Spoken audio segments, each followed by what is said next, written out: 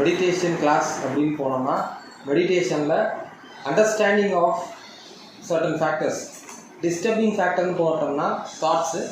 அந்த தாட்ஸ் தாட்ஸ்னால் என்ன அப்படின்னா bundle of thoughts is equal to mind. Bundle of thoughts, collection of thoughts, heap of thoughts, accumulation of thoughts, எண்ணங்களின் குவிதல், இதெல்லாம் சேர்ந்ததான் மைண்டு.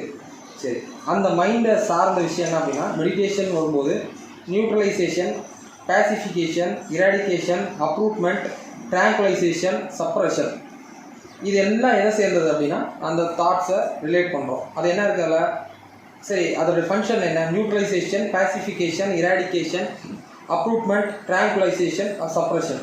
இது எதை குறிக்குது அப்படின்னா ரெடியூஸ்மெண்ட், கர்பிங், டீகுவான்டிஃபிகேஷன், வீக்கனிங்.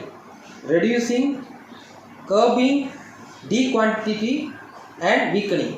சரி, ரெடியூசிங்னா குறைத்தல், கர்பிங் அப்படின்னா கர்ப் பண்ணுறது, ஒரு ஸ்பீடாக போகக்கூடிய ஒரு வண்டியை ஒரு குதிரையை வந்து இழுத்து பிடிக்கிறது. நம்ம மைண்டில் குதிரைன்னு சொல்லுவோம், ஏன்னா குதிரை வேறு மைண்ட் ஓடும், அதை கர்வ் பண்ணுறது. அடுத்த டீகுவான்டிட்டி அப்படின்னா அதோடைய குவான்டிஃபிகேஷன். இப்போ பண்டல் ஆஃப் தாட்ஸ் நிறைய குச்சி வச்சுருக்கோம், அந்த குச்சி பூரா கட்டியிருக்கோம் அப்படின்னா ஒவ்வொரு குச்சியாக பிரிச்சிட்டோம்னா அது வந்து வீக் ஆகிடும். வீக்கனிங் அப்படின்னா அது வீக் பண்ணணும், மைண்டை வந்து தாட்ஸ் வந்து வீக் பண்ணணும். இதெல்லாம் எதை சார்ந்துருக்குன்னா தாட்ஸை சார்ந்து. சரி, இப்போ எங்கேருந்து வந்து காஸ்மிக் எனர்ஜிலேருந்து எலக்ட்ரிஃபிகேஷன் ஆகி சோலாக மாறுது. சோல்லேருந்து எனர்ஜி என்ன பண்ணுது, மறுபடியும் ட்ரான்ஸ்ஃபார்ம் ஆகி மைண்டாக மாறுது. இங்கே எங்கன்னா ஆகுது, இது பேர் டெட் ரேட் அப்படின்னா குவாலிட்டி கம்மியாகுது. காஸ்மிக் எனர்ஜி யூனிவர்சல் எனர்ஜி, அங்கேருந்து அதோடைய குவான்டிட்டியும் குவாலிட்டியும் கம்மியாகி சோலாக மாறுது. ஒரு பர்டிகுலர் ஹியூமன் சோலாக மாறுது, ஹியூமன் சோல்.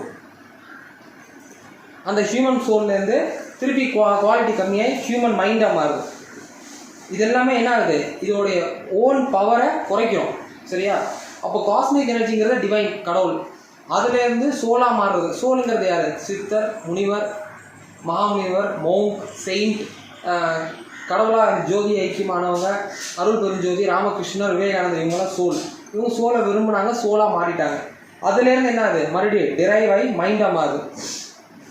மைண்டாக மாறும்போது தான் ஹியூமன் பீயிங் என்ன பண்ணுறான்னா தன்னுடைய ஐடென்டிட்டியை அழிச்சிடலாம். அதாவது இந்த சோலில் வீக் பண்ணி நான் வந்து சோல் கிடையாது, நான் வந்து மைண்டு, நான் வந்து ஹியூமன் பீயிங்கு, எனக்கு என்ன வேணும், எனக்கு டேஸ்ட் வேணும், எனக்கு வந்து நான் வந்து இந்த ப்ளஷருக்காக வாழ்கிறேன். எப்படி சின்ன சின்ன ஹாப்பினஸ், இதில் வந்து மைண்டு வரும்போது என்ன ஆகுது, சின்ன சின்ன ஹாப்பினஸ், ஸ்மால் ஹாப்பினஸ். இது வந்து லார்ஜ் ஹாப்பினஸ், இது ஸ்மால் ஹாப்பினஸ். இங்கேருந்து ஹாப்பினஸை குறைச்சி இப்போ மழை தண்ணி இருக்குது, அதை ஒரு அண்டாவை பிடிக்கிறேன். சரியா? அப்புறம் அந்த அண்டாவில் என்ன பண்ணுறேன், ஒரு பக்கெட்டோ ஒரு டம்ளர்லையும் பிடிச்சிடுறேன். அப்போ அது குவான்டிட்டி வீக்காகுமா ஆகாதா? மழை தண்ணி வரும்போது நல்லாயிருக்கு, அண்டாவில் வரும்போது கொஞ்சம் தூசி இருக்குது, திருப்பி எனக்கு மட்டு செடிமெண்ட்ஸ்லாம் ஆகி அழுக்காகி திருப்பி டம்ளரில் வரும்போது அது அழுக்கு தண்ணியாக மாறிடுது, ப்ரௌன் கலர் வாட்டராக மாறிடுது. இதுதான் ஹியூமன் பீயிங். ஆனால் அதில் இருக்கிறது என்னது, தண்ணி. நல்லா புரிஞ்சுக்கங்க, காஸ்மிக் எனர்ஜி மழை தண்ணி.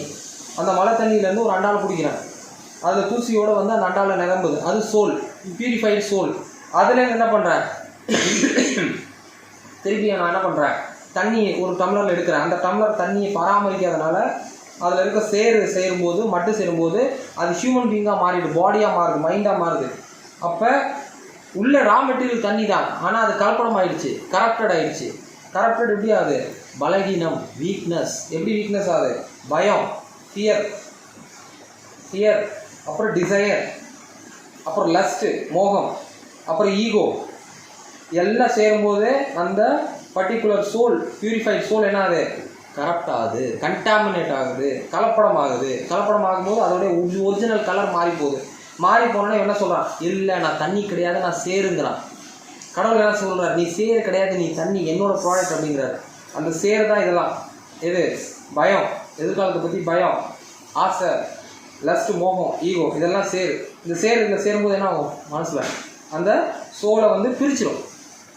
தண்ணியிலேருந்து பிரித்து அது வந்து மைண்ட் என்ன பண்ணுறது, கண்டாமினேட் பண்ணிடுது. சரி, கண்டாமினேட் பண்ணி என்ன பண்ணுது, அவங்கள சந்தோஷமாக வச்சுருக்கா, கிடையாது. ஒரு சின்ன ஸ்பார்க் ஹாப்பினஸை காட்டும். இது மாதிரி டேஸ்ட்டே இருக்காது. சரி, டேஸ்ட் இருக்காது. அந்த சில்லி சிக்கன் சாப்பிட்டா என்ன விளைவிக்கும், நைட்டு சாப்பிட்றோம், டேஸ்ட்டுக்காக சாப்பிட்றோம், நல்லா ஸ்பைஸியாக இருக்குது. மறுநாள் காலையில் என்ன ஆகும், ஹெல்த்துக்கு நல்லதா இல்லை, பாடிக்கு நல்லதா இல்லை, மறுபடியும் மைண்டுக்கு நல்லதா இல்லை. ஏன், அடிமையாக்கிடும். திருப்பி திருப்பி சாப்பிடணும்னு தோண வைக்கும். காஸ்ட், செலவு, உடம்பு பாதிப்பு, என்னென்ன பிரச்சனை இருக்குது, ஹார்மோன்ஸ் இம்பேலன்ஸ் ஆகிடும், அல்சர் வந்துடும், பைல்ஸ் கம்ப்ளைண்ட் வந்துடும். சரியா? இது மாதிரி வந்து அதனால பின் விளைவுகள் ஜாஸ்தி ஆகும். அதுதான் மட்டு. சேத்துல மாட்டினா என்ன ஆகும்? ஏன் மட்டுன்னு நான் சொல்கிறேன், ஏன் சேருன்னு சொல்ல, சேத்துல மாட்டினா என்ன ஆகும்? வெளியே வர முடியாது. இந்த சேர் தான் இது. ஆசை, மோகம், பயம், ஈகோ. எனக்கு வேணும், என்னோடது, ஏன் பொருள். ஆயிடுச்சா? இது என்ன? இதுதான் மைண்டு, குறுகிய மனப்பான்மை. அதான் குறுக்கட் மைண்ட். குறுக்கட் மைண்டு எங்கே இருந்து? சோலுங்கிறது. சோலுங்கிறது என்னது? லவ், அஃபெக்ஷன், பேரானந்தம், ஜாய். சோலோடைய நேச்சர் என்ன? Joy, love, affection. மைண்டோட நேச்சர் என்ன? சஸ்பெக்ட். மைண்ட் என்ன பண்ணும்? எப்போவுமே ஒருத்தரை நம்பாது, சந்தேகம் பண்ணிகிட்டே இருக்கும். ஒருத்தரை நம்பாது, சந்தேகம் பண்ணும். அது நம்மளுக்கு அது கண்ட்ரோலில் நம்ம வச்சுக்கணும். ஒரு ராஜா இருக்கார், ஒரு உதாரணம் சொல்லுவோம். நாட்டில் ஒரு ராஜா இருக்கார். அவர்கிட்ட ஒரு மந்திரி, புத்திசாலியான மந்திரி. அந்த மந்திரி என்ன சொல்கிறாரு? இவனை நம்பாதேன்னு ராஜாட்ட சொல்கிறார். உடனே ராஜா என்ன சொல்கிறார்? மந்திரி எனக்காக நல்லது பண்ணுறாரு, அவன் சொல்ல நம்ம கேட்போம் அப்படிங்கிறது. ராஜா எப்போ மந்திரிகிட்டேருந்து விட்டுட்டு இந்த தன்னோடைய கண்ட்ரோல் எடுக்கிறாரோ அப்போ தான் அவனுக்கு சோல் பவர் வரும். இப்போ மைண்டு பவரில் அடிமையாக இருக்கிறதுனால நம்ம என்ன பண்ணுறோம்? மைண்டு சொல்கிறதெல்லாம் கேட்குறோம். மைண்ட் சஸ்பெக்ட் அதிகமாக பண்ணும். ஓகே, மைண்டு வந்து ஜெலஸ் ஆகும் சீக்கிரம். ஆங்கர் வரும். ஒருத்தரால் ஒரு கோவத்தை கண்ட்ரோல் பண்ணவே முடியாது. கோவத்தை கண்ட்ரோல் பண்ணவே முடியாது. முடியுமா? ஆங்கர், லஸ்ட்டு, மோகம். அதுக்கடுத்தது ஈகோ. அதுக்கடுத்தது டிசையர், ஆசை, லைக். அதே மாதிரி ஹேட்டட்னஸ், வெறுக்கிறது. இது எல்லாமே மனசோட டெக்னிக்கு, மைண்ட் ஸ்ட்ராட்டஜின்னு சொல்லுவாங்க. இது பேர் வந்து மைண்டு ஸ்ட்ராட்டஜி. இதில் பண்ணி என்ன பண்ணுவார்? இதை பண்ணி ஒருத்தரை தன்னை அடிமையாக வச்சுக்கிற மைண்டோட ஸ்ட்ராட்டஜி. எப்படி? தன்னையே அடிமையாக ஸ்லேவ் பண்ணிடுவார். ஒருத்தருடைய ஹியூமன் பாடியில் மைண்டு போய் உட்காந்து சோலை கரெக்ட் பண்ணி அந்த சோலை தன்னோட அடிமையாக வச்சுட்டு கடவுள்கிட்ட நெருங்க விடாமல் பண்ணுறது தான் மைண்டோட வேலை. கடவுளுங்க வேறு யாரும் கிடையாது. Original power to find out our original potentialities, to find out our original identity, to find out. இப்போ நான் சிங்கம், எனக்கே தெரியாது நான் சிங்கம்னு. அப்போ அது என்ன யூஸ்? நான் என்ன பண்ணுவேன்? கை கட்டி நிற்பேன் எலிட்டு போய், ஐயா வணக்கம் அப்படின்பேன். ஏன்? எனக்கு சிங்கம்னு எனக்கு தெரியாது, மறந்து போச்சு. நான் நம்பலை, எனக்கு சிங்கம்னு நான் நம்பலை. நான் என்ன பண்ணுவேன்? ஒரு எலிட்டு போய் கை கட்டி நிற்பேன். இது யாரோட தப்பு? இது யார் திருத்திக்கணும்? எப்படி திருத்துறது? எப்படி திருத்துறது? நம்ம முதல்ல நம்ம யாருன்னு, நம்மளை எது ஏமாத்துதுன்னு தெரிஞ்சாதான் அதை கண்டுபிடிச்சிட்டு அதை நம்மளை என்ன பண்ண முடியும்? ஏமாற்ற விடாமல் பண்ணணும். அது புத்திசாலித்தனம். அப்போ இந்த எலி பூண்டு என்ன பண்ணிடுச்சு அப்படின்னா ஓட்ட போட்டுருச்சு. பெரிய இந்த சிஸ்டம்லேயே ஓட்ட போட்டுருச்சு. இப்போ மைண்டோட ஸ்ட்ராட்டஜியும் டெக்னிக்கும் சேர்ந்து தான் நம்மளை அதோட ஸ்லேவாக வச்சுருக்கு. சரி, இந்த மைண்டோட ஸ்ட்ராட்டஜியை கண்டுபிடிக்கிறதுக்கு என்ன பண்ணோம் அப்படின்னா, நம்மளுக்கு அறிவுன்னு ஒன்று கொடுத்துருக்காரு கடவுள். என்ன அறிவு கொடுத்துருக்காரு? 6th சென்ஸ்னு கொடுக்குறாரு. தம்பி நீ பொழைச்சிக்கோ, நீ இவ்வளோ நாள் மிருகமாக இருந்த, இப்போ நீ மனுஷன் ஆகிட்ட, இப்போ உனக்கு 6வது அறிவுன்னு ஒன்று கொடுக்குறாரு. இந்த 6வது அறிவுகளை பயன்படுத்தி மொத்தம் 6 அறிவு. தொடு, டச்சிங், ஸ்மெல்லிங், டேஸ்டிங், அப்புறம் என்னது பார்க்குறது, ஐசைட்டு, அதுக்கடுத்து நுகர்வது, ஸ்மெல்லிங், அது இருக்குது. அப்போ 5 முடிஞ்சுது. ஹியரிங் 5 முடிஞ்சுது. 6வது அறிவா இது எல்லாத்தையும் எப்படி பயன்படுத்துறது? How to utilize all this 5 senses. அப்போ அந்த 6வது பகுத்தறிகிற அறிவு, அனலைசிங் பண்ணுற அறிவு. எதுக்கு அனலைஸ் பண்ணணும்?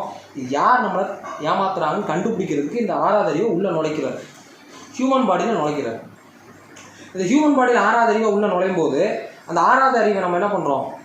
அதையும் கொண்டு போய் அடமான வச்சுருவோம். இப்போ நீ பொழைச்சிக்கன்னு அதையே கொடுக்குறோம். ஒரு 50 போடும், நீ அதையும் கொண்டு போய் அடமான வச்சுட்ட, என்னாச்சு?